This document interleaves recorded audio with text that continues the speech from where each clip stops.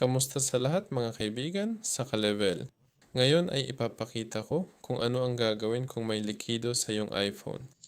At para dito, may mga solusyon sa problemang ito. Kaya ilalagay ko ang telepono. Eto, una kailangan mong tanggalin ang case. Kasi kung hindi mo ito tatanggalin, hindi lalabas ang tubig sa iyong port.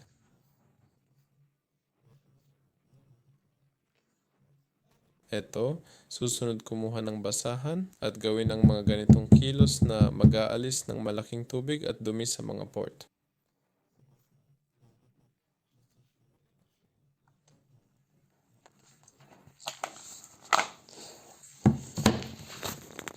Ayan.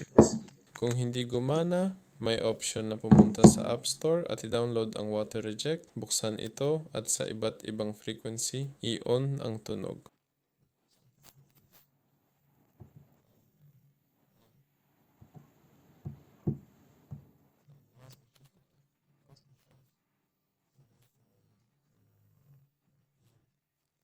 Ito, pindutin ang Water Reject at simulan ang tunog. Ito, may libreng bersyon dito. Oo, halos libre lang. Pero sa libreng bersyon, makakagamit ka ng isang beses. Pagkatapos huwag kalimutang pumunta sa App Store at kanselahin ang subscription. Ito, ganito ginagawa. Pindutin dito, pindutin ang iyong account at pumunta sa subscriptions at kanselahin ang subscription dito.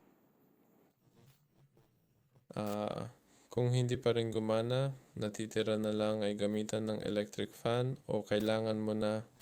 Kung hindi pa rin nawawala ang problema, oo. Ibig sabihin kung pumasok ang likido at hindi lumalabas, dalhin ang telepono sa espesyalista para sa repair. Ang pinakamahusay na solusyon para sa lahat ngayon